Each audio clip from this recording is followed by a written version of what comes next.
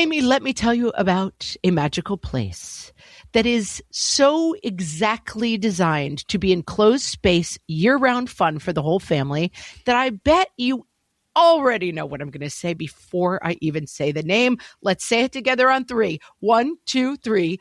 Great Wolf Lodge. You got it, Amy. My kids loved Great Wolf Lodge when we went. You probably already know that it has a huge indoor water park with a wave pool, lazy river, a bunch of massive water slides. But then your pack can hit the other attractions because, wait, there's more. Great Wolf Lodge has adventure-packed attractions like Magi Quest, a live-action game kids can play throughout the lodge, plus the Northern Lights Arcade. Spent some quality time there, so your kid who loves the lazy river and your kid who loves fantasy games will both have a great time. Great Wolf Lodge also offers great dining options and complimentary daily events like nightly dance parties, all under one roof. Unpack the car once and you're settled in to have fun. And with 22 lodges across the country, you're always a short drive away from adventure.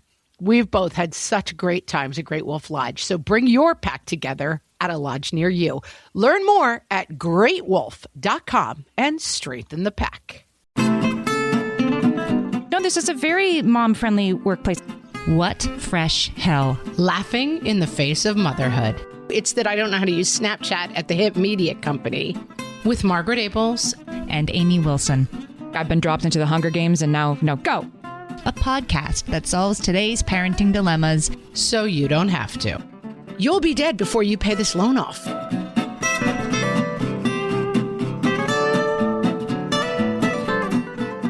Hey, everybody. Welcome to What Fresh Hell, Laughing in the Face of Motherhood. This is Amy. And this is Margaret. And today we're talking about pivoting. Okay. I love this. We, on our 6-year anniversary episode, we're talking about things that we'd taken away from the podcast. And I said that really the most important thing for me that I had taken away from the podcast was finding a new path at midlife, shall we say, generously to myself. I might be slightly past midlife, but let's just ignore that for now. Let's imagine that I'm in midlife. Pivot beyond around that. I might be a couple of holes into the back 9, as we say, but that's not what we're talking about. It's the fact that, so I had started my career as a comedian, writer out in LA, had a big shot agent, was doing the thing, was moving and grooving, going to fancy meetings with, semi-famous people and driving up to the lot and doing my thing. And then that crashed and burned spectacularly, really even before ever getting started. I mean, as we've discussed, first of all, shout out to the person who said that they did not want to make me feel like an Oldilocks, but they had watched the movie I wrote, Bratz, Starring and Styling, when they were 11. So I am an Oldilocks. Back in my day. But yeah, so I had this very specific vision for my future, Tina Fey, basically, writ large. That's what I thought I was going to be. Writer, actor, famous person. And then I found myself home with 3 kids under 4, writing a blog and kind of feeling cast out of paradise. Just so detached from any sort of career and therefore somewhat detached from myself. And it's not just for creative. I feel like a lot of times we're too creative people. The way out of this is to be creative. Just figure out a new way to use your creativity. I think that's true for a lot of people, but the answer isn't for everybody to write a book or start a podcast. Start a blog. Right, right. Make stuff to get out of that. It's just not the right answer for everybody, I feel like. But you do need to pivot. Pivot is universal. This is a difficult topic to talk about universally. The reasons people work, don't work, come back to work, leave work, are not universal. A lot of people, it's purely economics, right? Like you need the double income, or you need to leave your job because daycare is too expensive, or your spouse is military and you travel every 2 years. And so holding a job is difficult. Right. Your kid is sick, your mom is sick, whatever. There are reasons. Yes. And so, as I've quoted, Roxane Gay says this before, if you don't hear your experience spoken of today, it doesn't mean your experience is not valid. We are not going to be able to speak to everyone's experience of trying to pivot as a mom. We are, I think, generally talking about employment, although I guess I know some people who have pivoted from staying at home in one way and staying at home in a different way, or finding a new hobby or pursuit. But we are generally talking about employment. And one of the reasons I also wanted to talk about this is that, so when we started the podcast, my kids were little. They were elementary school, all of them.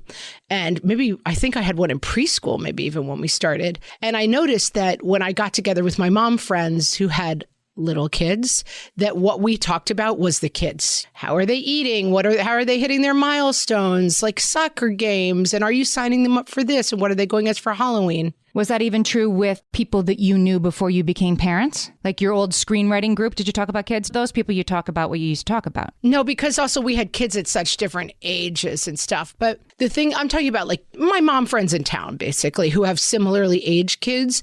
And what I notice now that my youngest just started 5th grade. So all of my kids are technically, we do middle school starting in 5th grade here. So they're all middle schoolers. And I have my first starting high school. What we talk about when we get together is what's next. Are you going back to work? I'm starting to feel, alone in the house. The kids are gone. I mean, my kids nowadays, I notice that they often get on their bikes after school. They ride to town. Like I often don't see a kid between 8 and 5. And even then I feed them dinner. We do a little homework. And then on the weekends, they're out with their friends. They're at the football game, whatever different things they're doing. And I am right at that point, and a lot of my mom friends are, where the kids need less in some ways and their days are freer. And so they're really asking themselves, like, now what? Yes. And P.S., when your kids need less of you, they don't need you till they do, right? Until there's something they really need to hash out with you. But also a lot of the time they don't like you. Like you're not getting the same kudos, the same water cooler conversation you were when your 12-year-old was 6 and mommy was his everything. Now they're kind of annoyed by you. And you can, when you live with a group of people, all of whom seem low-key annoyed with you, except when it's for dinner, yeah, it is time to figure something else out. And I have always tried to sort of understand this for myself, like pivoting, what pivoting means, right, is one foot has to stay. Like if you're pivoting in basketball, you have to keep one foot stable, but the other foot can turn 360 degrees. So that's good. That's great. Like you keep one foot grounded. Like trying to focus on. You're always going to have that foot in mom world, right? But sure, you're spinning it a little bit. Options are wide open to try to focus on the foot that can move in 360 directions rather than the foot that's stuck. My mom, when I was growing up, had worked in D.C. in government and had pretty big jobs. She was the head of recruiting for the Peace Corps when it first started. I mean, she was a career lady about town. Like people would always say to her, like, I love that you went for a career instead of having kids, because she was maybe 32, 33 when she got married. And so people just thought like, oh, she left it all behind. She's going to be, career woman. And then she stopped working when she got married and had my brother, which all happened in rapid succession. And then she stayed home and did, volunteer stuff. She was always busy, but not working a paid job.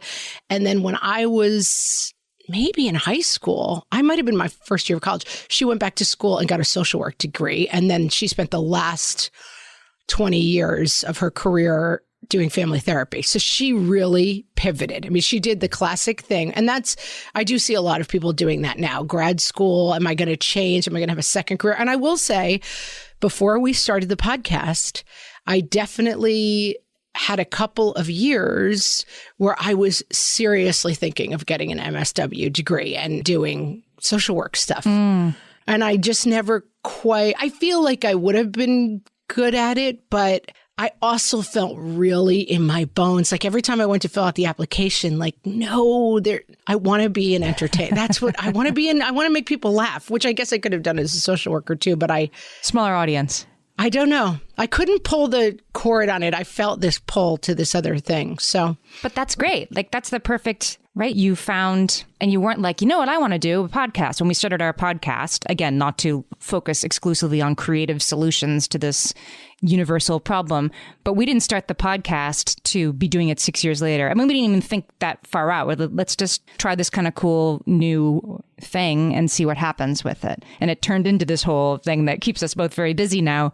We didn't know that at the time. And that Maybe that made it easier. We weren't committing to, it would have been very different. We said, do you want to have a job? Right. Right. Start a media empire. Yeah. And like do it full time. And yeah, all the different things we've done with it. Yeah, absolutely. And I do think one thing, again, outlier example, but I do think one thing that has helped me in my career, and maybe it was necessitated a little bit by a creative career where you have so little control of outcomes. Maybe if you like go to law school and do well and become a lawyer, it's like you're following some set path. I feel like in the creative realm, you're a little bit more like pulling tickets wherever you possibly can. There's a great runner on the West Wing, that series, where Martin Sheen plays the president. And whenever people are talking to him, he's like, okay, and that's what we'll do. What's next? And he's just constantly saying what's next at the end of every conversation. Like there's always something else to do. And I do feel like that implanted in my brain early, the idea of, okay, that door just slammed in my face. What's next? Like there's so many slammed doors in your face. You don't have time to be like, oh, I must be a bad person who failed. I'm like, nope. What's next? Always. And I think that has helped me keep moving forward.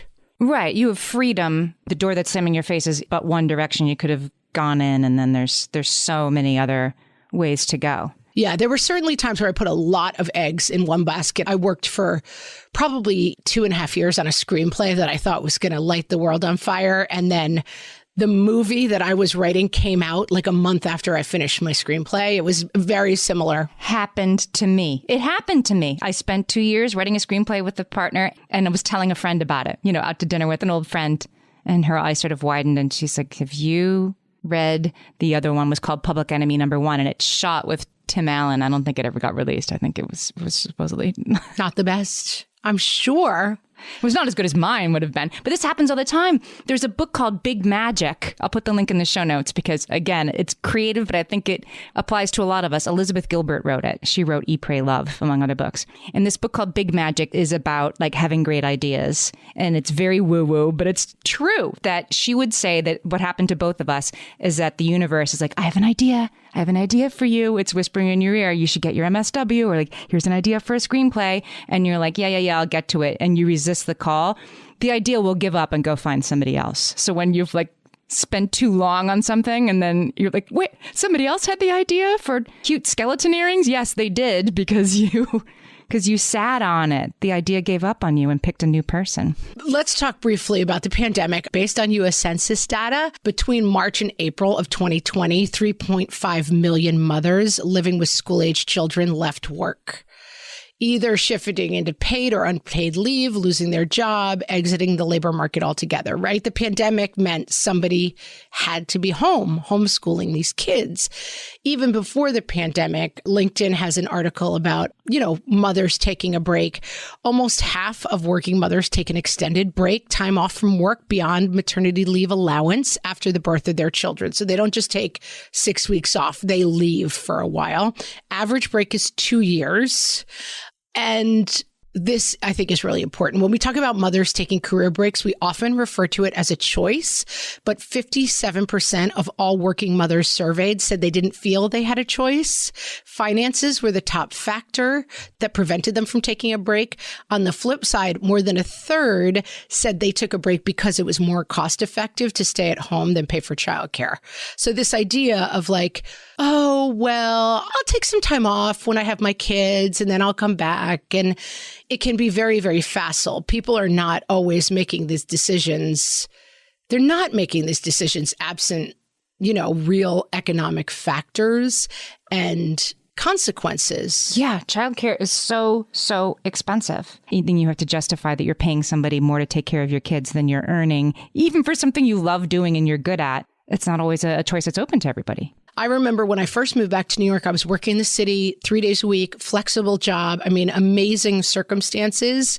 And still, I was barely making money because I had to cover childcare for all of that time. Yeah. And did you feel like I need to keep doing this because I need to keep a hand in? Was the job fun enough that it was worth the stress, or was it hard? Yeah. I mean, it was a fun job. And I did have a feeling of like, let me keep a pot on the stove simmering in the background. And as we've discussed, I was working in that job when I reconnected with you. And so I do think it's a funny Plinko game, you know, which probably is an oldie Lux alert. And back in my day, I don't think people watch The Price is Right, but like there's a disc that bounces through pegs. And just when you think it's heading towards $1 million, it takes a funny bounce and goes to like, you know, Paddy Wagon or whatever. And so, yes, I could have never predicted. I think probably right. If I hadn't had that job, we wouldn't have reconnected. And who knows what would have happened exactly. Sliding doors, Amy, sliding doors. I'd be doing a different podcast, no podcasts at all. Who knows what I would. Maybe I'd be a social worker helping people. I don't know. I'm going to take a minute just to think about that. But yes, these are very, very complicated decisions and difficult to talk about in terms of like, well, should you work or no? I mean, there are a million factors that go into it. And when we come back, we're going to talk about the challenges of leaving and the challenges of coming back into the workforce.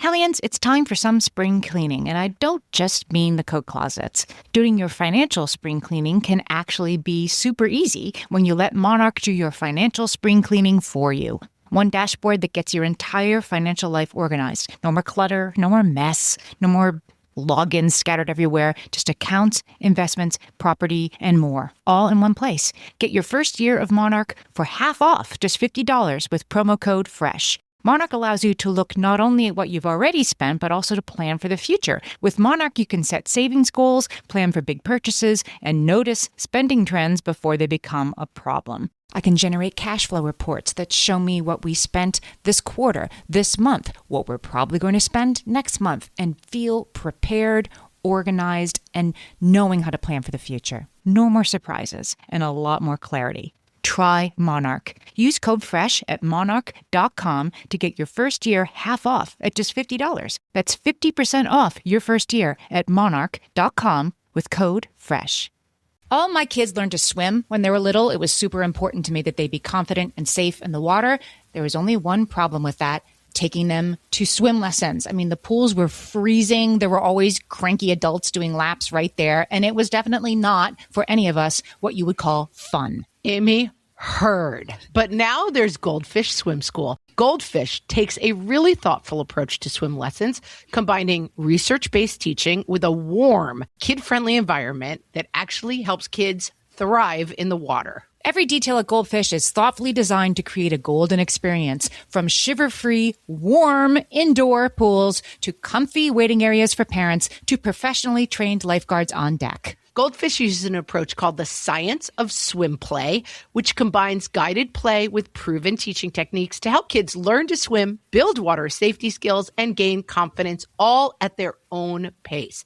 Lessons are designed to meet kids exactly where they're at. If you've been thinking about swim lessons or just wondering where to start, this is a great opportunity. Right now, Goldfish Swim School is offering a waived membership plus your child's first lesson free at participating locations. Just visit goldfishswimschool.com/free to find a location near you and enroll using promo code FREE. That's goldfishswimschool.com/free, promo code FREE. My favorite skincare products actually feel more like self-care, like they're so nice to put on and they smell so good that I'm actually happy when I get to that part of my day.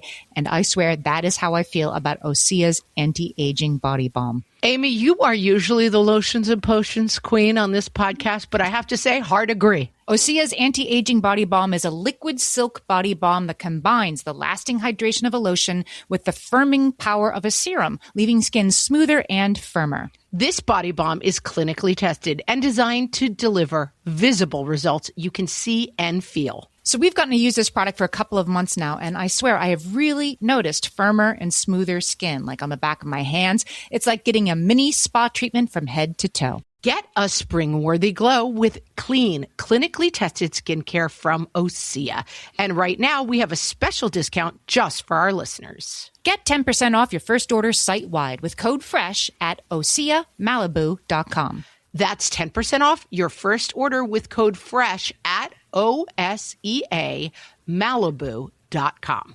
Okay, so before the break, we were talking about leaving the workforce because you have to, because you want to, because you need to, and it's complicated. It's never as easy as like, these are two great choices. So No, rarely. And then there's the time when you want to on-ramp after you had 2 kids in 3 years or, whatever it is. Your oldest is in kindergarten, and I'm going to lean back into that career that I set aside or part-timed or whatever.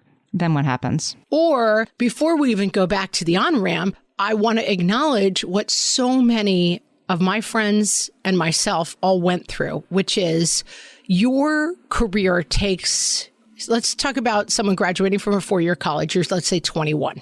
Let's say it takes about 10 years for your career to really hit its stride, right? Maybe you tried a couple different things. Now you're 5, 6, 7 years with a company. You might be about to make partner. You might be about to get to promotion. You might be about to like grab some brass ring. It is exactly that time. Now you're 31, 32, where you're starting to think about having kids. And so those two lines have met for so many friends of mine, right? Right at that point of, okay, do I want to like stay in this executive vice president 60-hour-a-week job that I've put 10 years of my life and tens of thousands of dollars worth of education towards? Or do I want to be home with my kids at some point, especially the jobs that are 60, 70, 80 hours a week?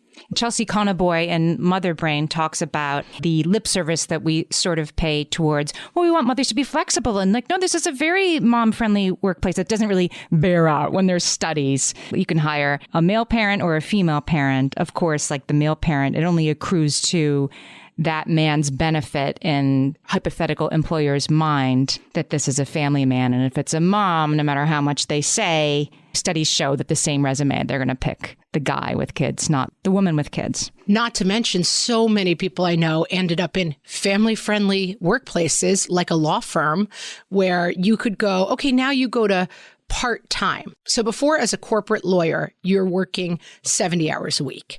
Now you're going to work 20 hours a week, but really that bleeds into 45, 50 hours a week. So now you're making half of your salary to work a full-time job, and you can't be the person who's constantly saying like, well, it's recital night, I have to go. There are a lot of jobs where like the boulder is always rolling. We were just talking with somebody who we work with at our business about what does flexibility really look like? And I think it's a really interesting question of, are you allowed to take days off where you don't explain where you are? Are you allowed to call out whenever your kid is sick? I've, since the beginning of this school year, September, have had kids out sick probably 12 days because my kids kept giving each other the cold, right? So I had one out sick and they would get the other one sick and they would get the other one sick. And my husband has a flexible job. He can work from home, but still a lot of it fell to me to cover. And so I do think that I hope that this is getting better. And I hope that after the pandemic, the more people are working remotely, taking the commute out of things, like the easier that this gets to access jobs. But I think the flexibility is good, but it also, the boundaries are hard, right? Like if I can slack you at 10 o'clock at night, I'm going to. If you work at home, then you can work on Sundays. That it becomes, as work moves into the home, it's easier for us to do both, but also that means you're always doing both. That's right. That you're like at 7 o'clock at night, let me log back on. And there's no delineation between the two. Yeah, it's not great, Amy. It's not great. Let's talk about the on-ramp, because that part goes great, right? When you take a couple years out and go back in, that's the easy part. Challenging. I have talked before about my cousin. When I got that job in New York City, I had been working for this company for a long time, big media company, and they wanted me to come in full time. I said right away, I can't come in full time, but I have a colleague, I said, I don't think I admitted that it was my cousin, who works in television production, and I set up a job share. So we both worked 20 hours a week.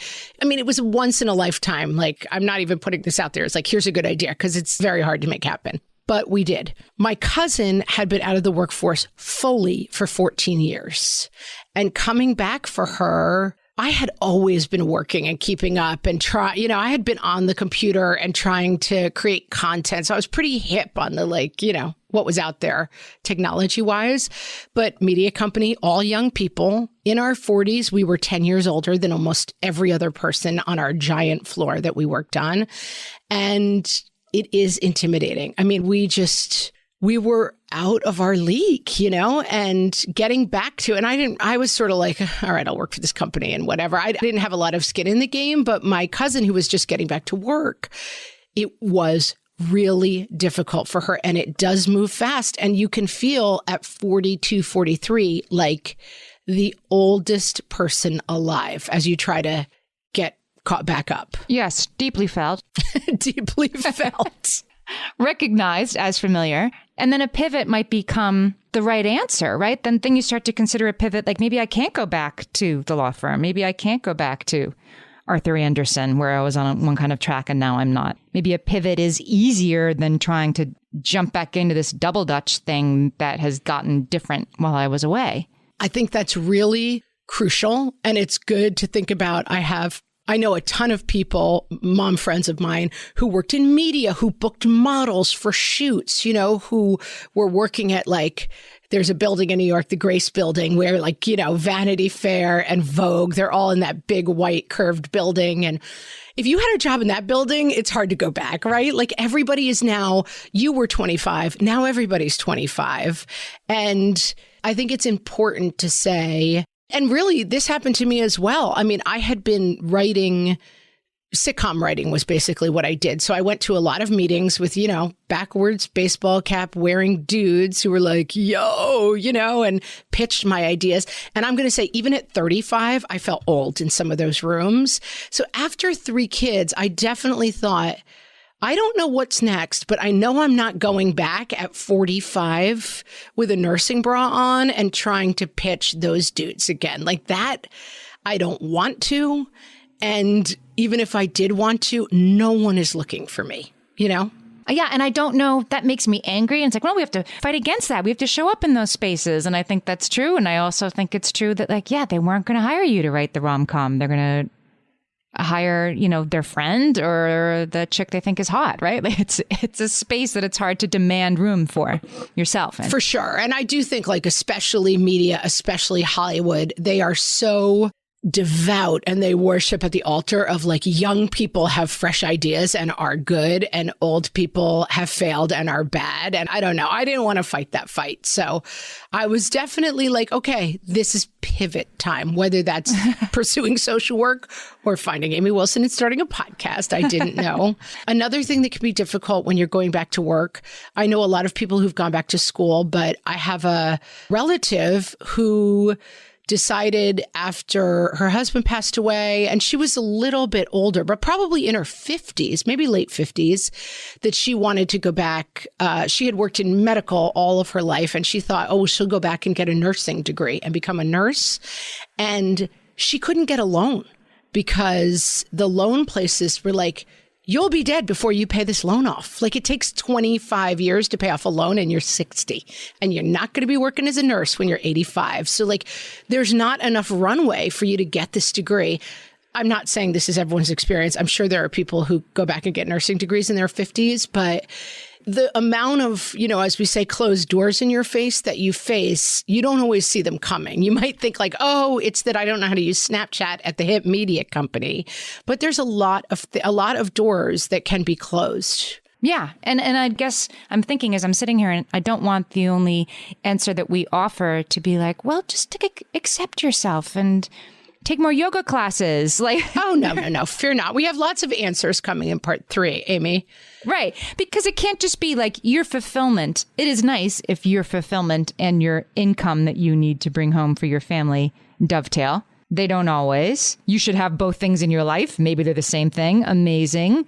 You should have some of both, but it isn't pivot towards, I'm thinking about some of the things that have worked for me.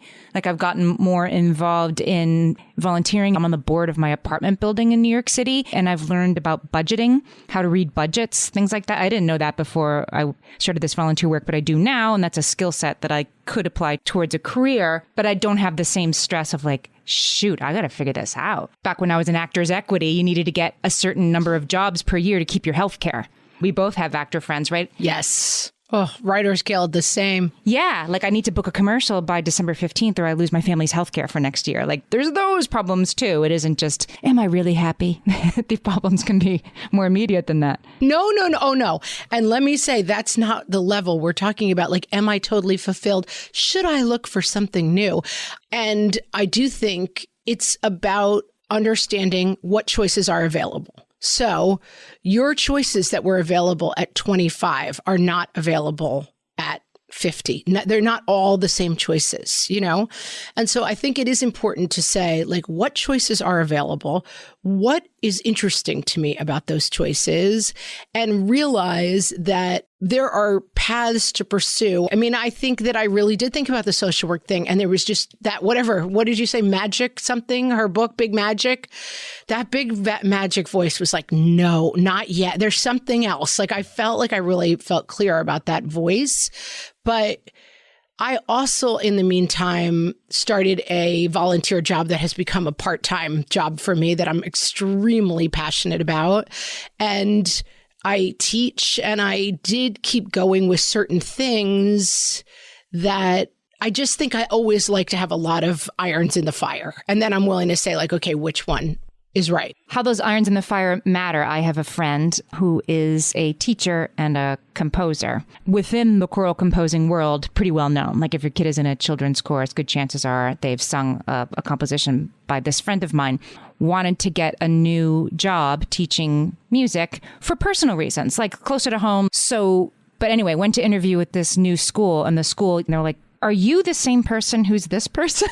And my friend said, right. Yes. And they were sort of like, why would you want to teach violin to children? Yeah. Why would you want to work here? Right. Well, I do both things. I teach music because I love it. I'm going to teach closer to my home because I want to.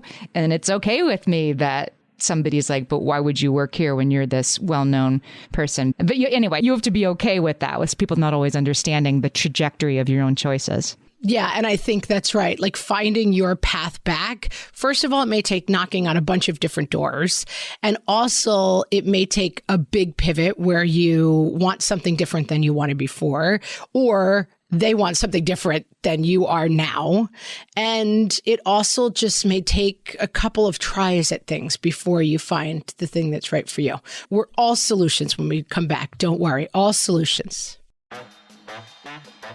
At DSW, we ask the important questions, like, what shoes are you going to wear? Whether you're prepping for wedding season, festival season, or just planning the ultimate vacay, the right shoes can make or break an RSVP. So own the moment. You've got big plans, and we've got just the shoes, at the perfect price, of course. Get ready to get ready with Designer Shoe Warehouse. Head to your DSW store or DSW.com today, and let us surprise you. Amy, when I'm having a good hair day, it usually makes my whole day better. And that's why on every day, I'm taking Nutrafol. Nutrafol is the #1 dermatologist-recommended hair growth supplement brand. And it's the #1 hair growth supplement brand personally used by dermatologists. Nutrafol's hair growth supplements are peer-reviewed, NSF certified for sport, and clinically tested. Nutrafol offers multiple formulas for men and women, tailored to different life stages and lifestyle factors, so you get support that's actually right for you. Adding Nutrafol to your daily routine is easy. Order online, no prescription needed, with automated deliveries and free shipping to keep you on track. Let your hair be one less thing to worry about. See visibly thicker, stronger, faster-growing hair in 3 to 6 months with Nutrafol. For a limited time, Nutrafol is offering our listeners $10 off your first month subscription and free shipping when you visit Nutrafol.com and enter promo code LAUGHING. That's Nutrafol.com, spelled Nutrafol.com, promo code LAUGHING. And now, before kids and after kids, the working mom. From the What Fresh Hell podcast. Before kids. managed litigation strategy that resulted in drug manufacturing client being the sole defendant to obtain early dismissal from large antitrust action against 6 companies. After kids. Trying to convince other members of the PTA that the kids' art show doesn't necessarily need to involve a chocolate fountain with limited success. Before kids. As forestry specialist, directed the work of contract crews to meet transmission line safety, reliability, and compliance requirements within the transmission system. After kids. Leading a scout troop, which mostly involves trying to get the kids to stop hitting each other with sticks. Before kids. Trained at a top music conservatory in vocal performance before spending years in Europe performing with high-profile opera repertory company. After kids. Is totally cringe when singing along in the car, according to all 3 of her offspring. Before kids. Ran a team of 20 implementing protocols to maximize sales revenue quarter over quarter with an aim of 6% growth annually, excluding inflation amortization. After kids. Is trying to get a 4-year-old to stop throwing broccoli at mealtime. It's not going great. This has been Before Kids and After Kids, The Working Mom. From the What Fresh Hell podcast. All right, Amy, we're going to pivot, all right? Yeah. We're pivoting. We're talking about pivoting and pivoting while we're talking about the pivot. These are mostly from Jamie Burt for Indeed.com, an article about reentering the workforce after being a stay-at-home parent. Okay. We've talked about, number one, uncover what you really want. But here are some questions that Jamie, who might be a she or a he, we don't know, posits. Would I like to work full or part-time? What kind of career growth am I seeking? That's interesting, right? Like, am I looking to start at the bottom and work my way up the ladder here? Or am I just looking to pass the time or just hum along? Looking at my friend, career growth, no, I'm no longer trying to change the world and impress anybody. I'm trying to get a job that meets my happy life requirements in a different way. That's right. I guess that is growth, but it's not more important than the last job. Financial goals, that should be probably number one. Is this I need to feed my family, or is this a little extra money would be nice? Mm-hmm. Am I able to do consulting, contract, or freelance work? And what roles fit within my schedule and responsibilities? I mean, these seem none, as it turns out. Some of these I feel seem kind of obvious and meh, but I do think that I Amy, I have my book right here. I mean, I like to start with a list. I like to start by writing stuff down. And I do think we skip this part somehow. We open the, I'm going to talk about it in Oldilocks. Back in my day, I was going to say we open the paper and look at the classifieds. We don't do that anymore because it's 2022 now. But I mean, it's great before you start really looking to look at the man in the mirror, I guess is what I'm saying, Amy, and sort of try to say, if I could imagine it, what would it look like? What's the most important to me? Where's my beloved triangle? What's at the top? What's at the bottom, right? This is what I was trying to get at before with the trying to look at it from a place of abundance instead of fear. I'm in this moment where I can do any number of things. I'm safe. I have one foot planted and now I'm going to set off in a new direction and I get to take some time to discern where that is first. Absolutely, which is different than I need to make $800 a week to cover what we're short on. They're different calculations. They're different calculations, right. And I guess I'm saying even if you're solving for the second, if you can bring a little bit of the first. A little bit of the first. Instead of I've been dropped into the Hunger Games and now, no, go. Now. You have time. You have time to look around you and decide what you want to do. And this is, a lot of our people have little kids, but this is worth doing now. That's the thing. You may have a 2, 4, 6-year-old. This may be 10 years off for you, but it's always a good idea to have the little room of my own's list going on. Mm-hmm. Here's another tip, Amy. Update your materials, obviously your resume. Have you ever heard of this? Consider a skills-based resume outline rather than a typical chronological one. Okay. I did have someone tell me this a while back, that you don't need to necessarily put your employment dates on your resume. And I have done it. Again, get someone who knows how to do a resume to look at it for you, but don't be afraid to add coaching the gymnastics team, volunteer experience, scout leader. It depends where you're applying, certainly. If you're applying to a high-end law firm as a lawyer, maybe not.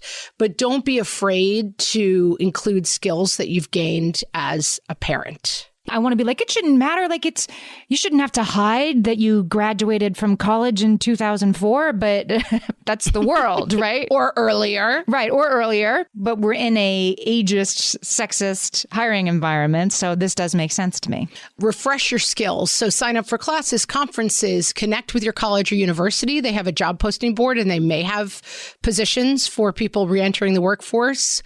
Take part in a returning talent workshop. Many major companies and businesses host seminars and workshops geared towards those returning to work.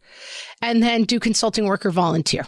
I mean, volunteer, I do think like I actually have started a second career that started as a volunteer job. And I do suggest to people to volunteer at stuff because it's contacts and it's skills and you just never quite know where it's going. It can.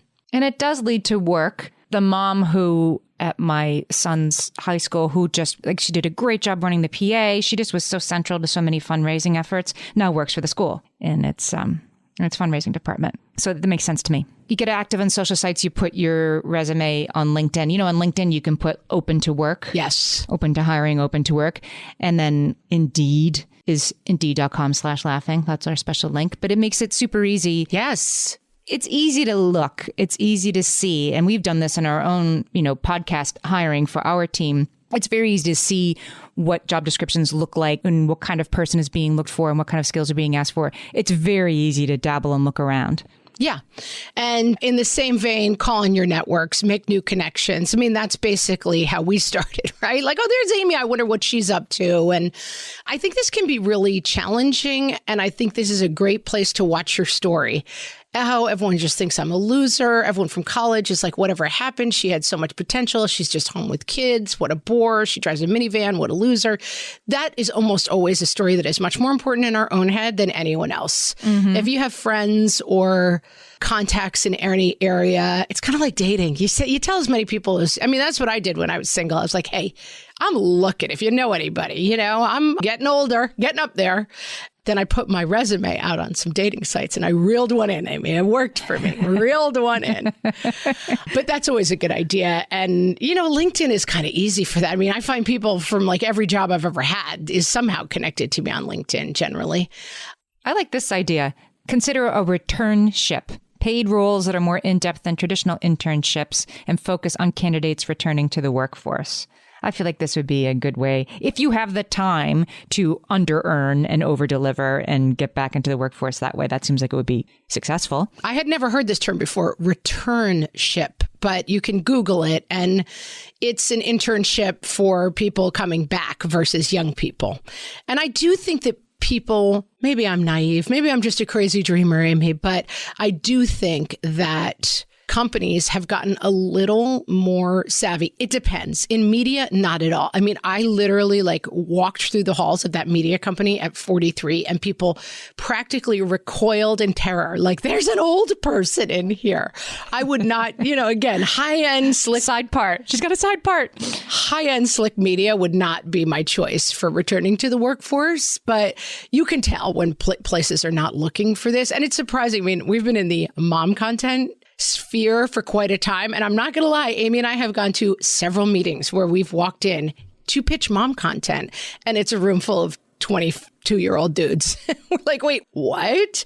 Or maybe 32, but they look 22 to us, right? Yeah, don't pound on doors that are not going to be right, But I do think, keeping open, trying, practice and prepare is a good one, obviously. Like practice, don't go in cold for your first job interview in 14 years. And that may be a good place to interview at the movie theater, the Dunkin' Donuts, literally just fill out applications and do a little bit of practicing interviewing, even if they're jobs that you're not dying to take. This is the final one, which I think is really interesting. And I'm not sure, I've been out of it for long enough. Talk up your gap years. So, I think that in the oldie times, you and I would have probably, and I think I did, really try to camouflage and disguise the fact that we hadn't been working in a couple of years because I was so trained in Hollywood. Like, if you haven't gotten a job in 6 months, you're just old fish. You stink, you're gross, nobody wants any part of you. And it was I always used to laugh, when I got a job, oh, I'm back. now when someone asks what I'm doing, I have an answer. The idea of like I was constantly staving off the stench of long-term unemployment. But I do think that maybe leaning into that a little bit more could be worthwhile, especially if you're pivoting, especially if you are using the skills that you've earned, running a bunch of really successful events in town to work for a party planner or, using those mom skills. I think back in the day, it would have been really off-putting. Like, well, I was a mom. It's like, who cares? We only care, if you integrate Snapchat into the overall social media space, blah, blah, blah, But I think more and more people are a little bit more realistic. And maybe even after the pandemic of like, okay, what are your skills? What can you do? It's so true. And I just met a woman this week, extremely successful, who has pivoted several times in her life. I'm thinking of her. I don't want to say what she worked on without her permission, but she created a huge parenting site. Then she wrote some novels, one of which became a huge television show. So she's got this huge parenting site, which still earns. She created a television show, which does very well. And she is probably halfway between my age and my mom's age and is very much like, what's next? I'm figuring out what's next for me. She's Martin Sheen from The West Wing, Amy. Yes. And she was saying it without shame. And of course, me looking at her was like, you created that parenting website and this hit television show? Like, wow. Like, what's next for you? So she was, whereas the same things in myself, I'd be like, well, I used to act and then I did this and I have a podcast. It seems like I'm all over the place. Like, she didn't apologize for it. And it was actually really cool in this other person for me to see she had done these cool things and she was trying to decide what to do next. So I guess I'm just saying, channel that person, right? She had done cool things. I'm going to decide what's next. She was going to London by herself on vacation to rent a house and figure out what she was going to do next because she's an empty nester and she could do that kind of stuff. And I was like, wow, like that's cool. Like she was doing pivoting in style. Yeah. And like it's all over the place. And that's, obviously like rare air to some degree. I do think that there's a lot of room to try. And believe me, one thing that Amy and I can both say, we've tried a lot of things. Yeah. And I was just thinking about this in another context a few minutes ago of I think trying so many things, it freed me from that thing of, what happened? I failed. Now I'm humiliated. I have to crawl in a hole for 2 years. Like I was like, well, no one wanted it. They literally laughed me out of the room, but thanks for asking. But now I'm trying this podcast thing, and watching your story as you go back. I'm old. I'm ancient. No one wants me. I'm an old stinky fish, like watching that story and saying like, hey, I'm competent. We don't do the ageism stuff as much anymore, people. Like, here's what I bring to the table. Mm-hmm. And I'm going to pivot and find my next chapter and start thinking about it when your kids are little and start building little pieces of it. It's so much like a room of our own. That episode, go back and listen to it if you haven't. Carving out some space and time for you and your needs and your wants and your goals that have nothing to do with the happiness of anyone else in your home. I can't recommend it highly enough. It may be like a little tiny, it's little and then they'll be bigger and then there'll be times when you have time to lean into it and times when you can't. Don't feel bad if that's not a very big part of your life right now, but keep it going. You're right. So then it doesn't seem like, where will I begin? Well, you've been thinking all along you might want to learn how to cut hair. So now's your chance. Now is your chance. And if you do that, please call me because I need a haircut. Yes, exactly. When you're not thinking of your next pivot, Amy, you should be thinking about subscribing to our newsletter. Yes. Very, very well said. There's so many ways you can do it. It's in our link in our Instagram. It's on our website. We put it up on Facebook. Just go to whatfreshhellpodcast.com. And of course, the link in the show notes where you're listening right now. A little click, you sign up. Once a month, you'll see what's going on with our podcast, the other podcasts in Atlas Media, and our favorite. I put a book that I was reading last month that I really liked. You can only find that in the newsletter, people. Sign up for the newsletter. You want to know? Yeah. I'm not going to tell you what it is. Sign up. Wow. Yeah. Who knows what I'll say next? Not even going to hint at it. And with that, thanks so much for listening. We'll talk to you next time, friends. Thanks for listening.